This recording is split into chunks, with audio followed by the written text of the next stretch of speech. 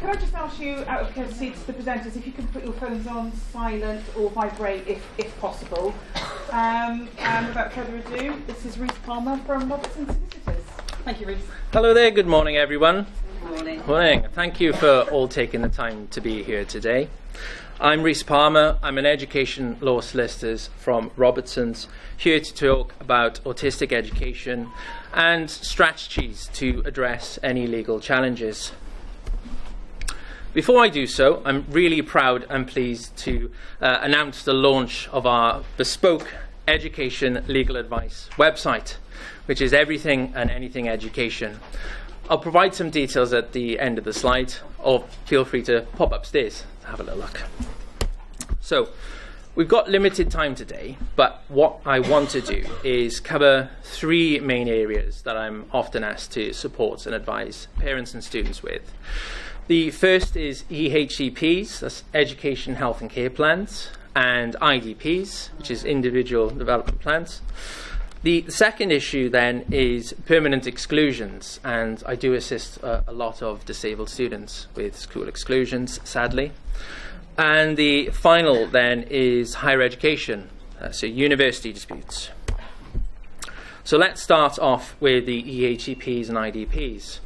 So legally, every student has the right to receive a suitable education, but as many of you may have experienced firsthand, many disabled students lack the necessary support and access to the education that they deserve. So a fact here is that whilst there are specialist schools available, 71% of children with autism attend mainstream school. And as you'll all be aware, young people with autism are often very intelligent, very capable, and may not need a specialist setting.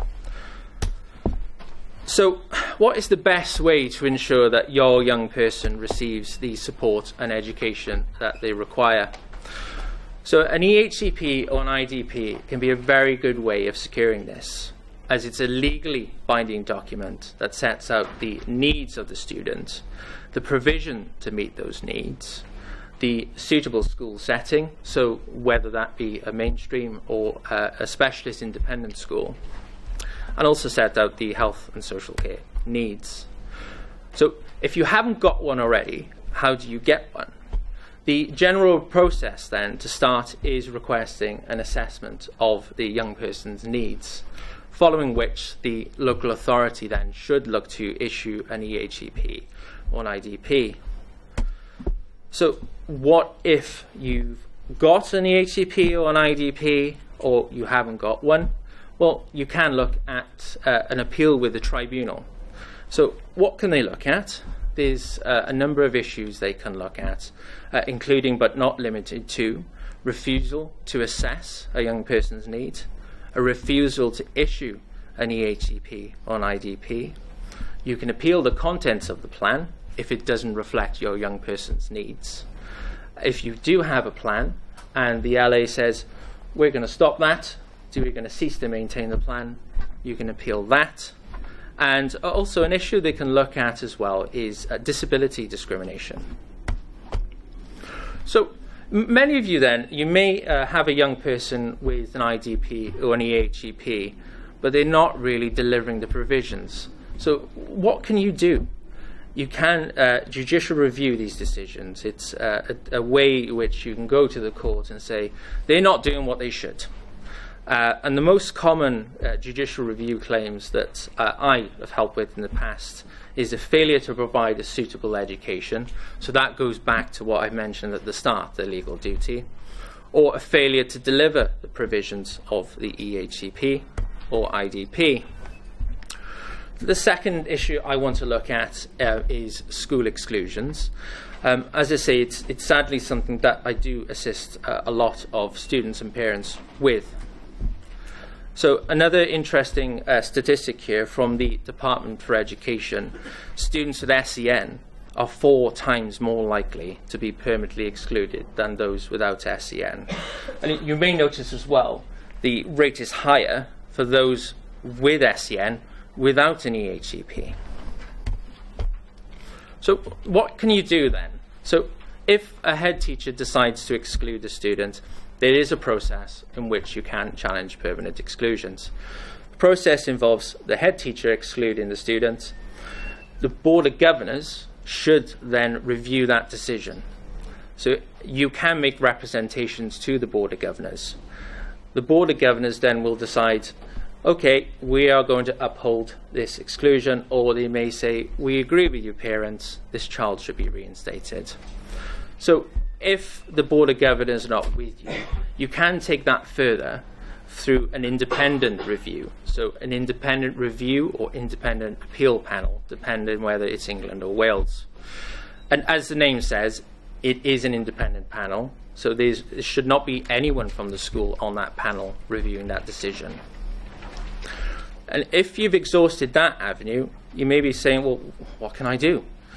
The one avenue is disability discrimination through the tribunal. And again, I've mentioned before, another avenue is judicial review. The final topic I want to discuss is university issues and higher education. I really wanted to mention this as I feel that these kind of services are not widely broadcasted. So, very shocking fact here is 36% of autistic undergraduate students who enrolled in 2019 did not complete their degree after 3 years, which is very shocking. So I assist a lot of students with disabilities, including ASD, and the recurring themes that I find is they may have had an EHCP or an IDP, and then they go to higher education and then it may end. So what issues have my clients faced? Firstly, it's a failure to identify the individual's needs before or even during enrollment. If there's a failure from the outset, more often than not, it's a bit of a domino effect, and they're not getting the provisions or support that they require. That leads on then to, even if their needs are identified, there may not be an implemented or an effective plan to support their disability. Another issue is, even if they've got a disability support plan, things may change. Now, I saw a lot of students during COVID, and they've had a plan, and they should have been reviewed. Things had changed; they weren't on campus. And the final one, I put this in brackets because it is the legal duty, is the failure to anticipate a student's needs. Again, this goes back to, if a student has a plan and things change, it is an anticipatory duty of care. So, what kind of issues do I help students with? The first really is in relation to a lack of reasonable adjustments, which can often result in students failing assessments. So these can be, for instance, written exams or medical students' practical placements. The next issue is disciplinary proceedings. Now, I have had a lot of students with ASD, and universities have raised concerns about their behaviour, but they are linked to the ASD traits. So it's really looking at challenging those decisions if the student is being punished. The next point I'm frequently asked to help with is fitness to practice proceedings. So this relates, for instance, to medical students, it could relate to law students, and so a lot of times, for instance, then again, students are criticised due to their behaviour, which is connected to the ASD traits. So it's looking at defending that student and appealing any fitness to practice decisions.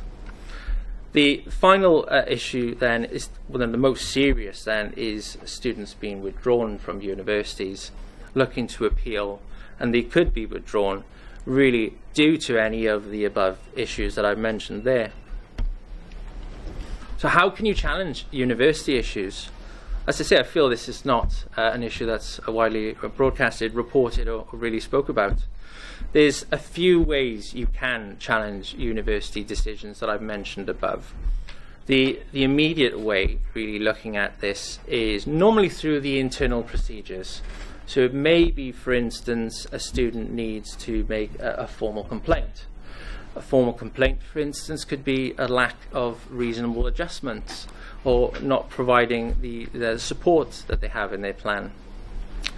The next issue that I'm often asked to help with as well is academic appeals. And the difference between complaints and academic appeals is academic appeals relate to academic decisions. So, for instance, a student undertakes an assessment, they fail an assessment, and they say, well, actually, the reason why I failed that is because you didn't provide the support that I needed.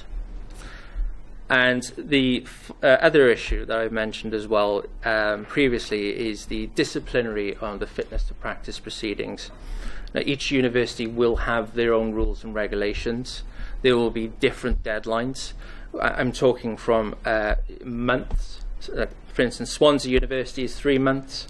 Some universities, it can be something as daft as a week, which doesn't provide enough time, does it really, to absorb the information, the allegations, getting the case together.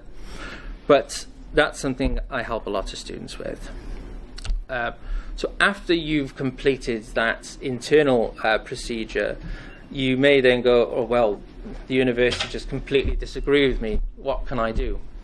You can go to, and this is a mouthful, the Office of the Independent Adjudicator for Higher Education. That's what they call it, the OIA. So I'm not going to call it that full name again. They're an independent body then that deals with complaints about universities.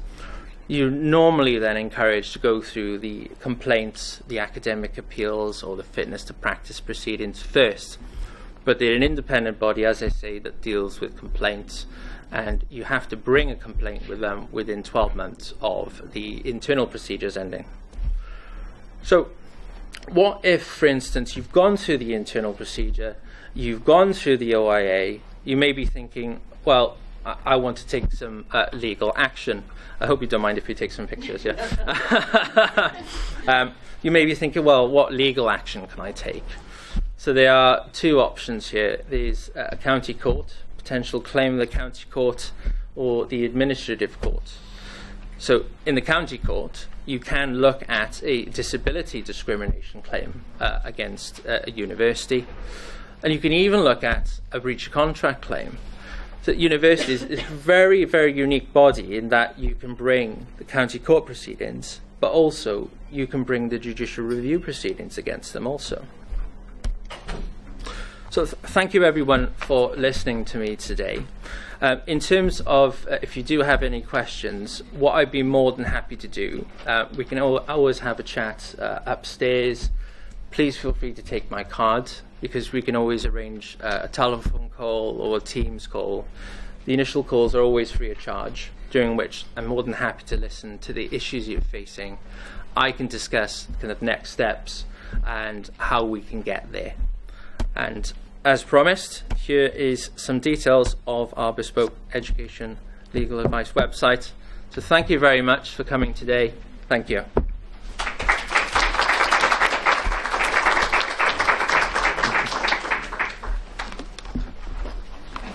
Thank you. If anyone does have any questions, I'll be outside, and feel free to nab me. Oh, we're based in Cardiff. Right. Yeah. I assist students throughout England and Wales. Yes, I know.